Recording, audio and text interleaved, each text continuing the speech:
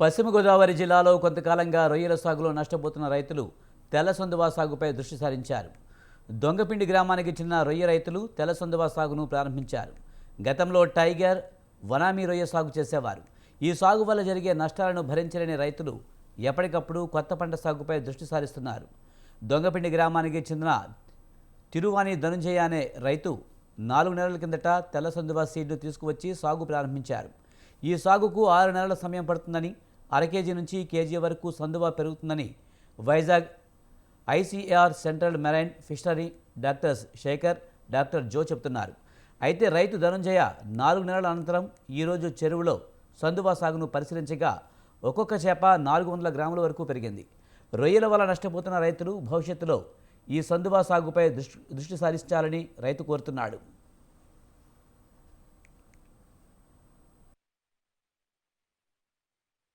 West Godavari Bhimavaram ఇది మన central government ఆధ్వర్యంలో వనామీ కొంచెం వీక్గా ఉంది కాబట్టి వేరే రీసెర్చ్ చేస్తున్నారు.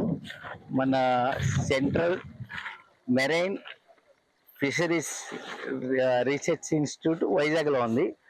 వాళ్ళు వైభవ్ హ్యాచరీస్ తుని కపిల్ వారి ద్వారా మా చెరువులో ఫస్ట్ టైం వేశారు వెస్ట్ గోదావరిలో. ఇది 6 months క్రాప్ అండి. 6 monthsకి అర కేజీ నుంచి కేజీ వస్తుంది సైజు. ప్రస్తుతం మేము ఇది 4వ రన్ అవుతుంది. ఇప్పుడు మాది చాలా ప్రోత్సాహంగా ఉంది. మరి వెస్ట్ గోదావరి రైతులందరూ కూడా దీన్ని కాన్సన్ట్రేట్ చేసి ఇది చేస్తే వారికి బాగుంటుంది, ఈ యాక్సిడెంట్ కూడా సక్సెస్ అవుతుందని అనుకుంటున్నాం. నా పేరు జీవి, వెస్ట్ గోదావరి భీమవరం. ఇది మన సెంట్రల్ గవర్నమెంట్ ఆధ్వర్యంలో వనామీ కొంచెం వీక్గా ఉంది కాబట్టి వేరే రీసెర్చ్ చేస్తున్నారు.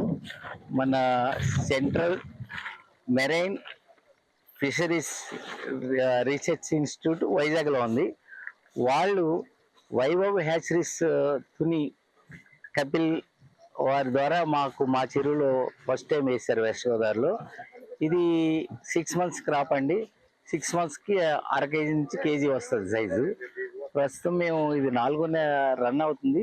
ఇప్పుడు మాది చాలా ప్రోత్సాహంగా ఉంది.